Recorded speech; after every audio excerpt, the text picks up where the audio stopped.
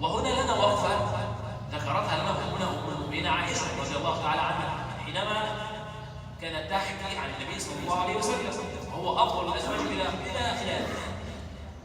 فانظر ماذا قالت عائشة رضي الله تعالى عنها. قالت: كان رسول الله صلى الله عليه وسلم إذا استرضي رضي، يعني من أقل شيء بيرضي. يعني لو زعلان من حد جه قال له أنا آسف، خلاص ما فيش مشكلة، الأمر انتهى.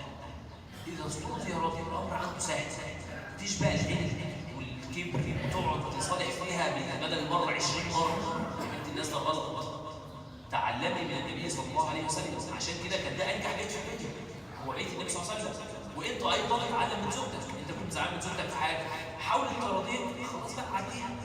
إذا استرضي رضي، من أقل شيء يقدر ويقدر الحياة الدنيا تعدي. خاصة إن مش الملايين عايشين مع بعض. أكيد أنت بتغلط، هي بتغلط، أنت بتعمل أفعال تسيء ليها، هي بتعمل أفعال تسيء ليك، شيء طبيعي جدا. لما أنت تعيش معاها 365 يوم في السنة، طبيعي ولو كل يوم هتلاقي كلمة ضايقتها، هي تعمل عمل يضايقك، ده شيء طبيعي. واللي غير كده هو مش منطقي. لو أنت تصورت أنت زوجتك دي ملاك نازل من السماء عايزها السنة كلها ما تغلطش غلطة، لا مش موجود. وأنت لو صورت زوجك ده ما بيغلطش غلطة، مش موجود، مستحيل. فإذا الأمر الثاني أن لا يكون فيه هناك هجر في الكلام، وأن يكون الرضا سهل، إن أنت تقبل منها العذر وتقبل منها النصيحة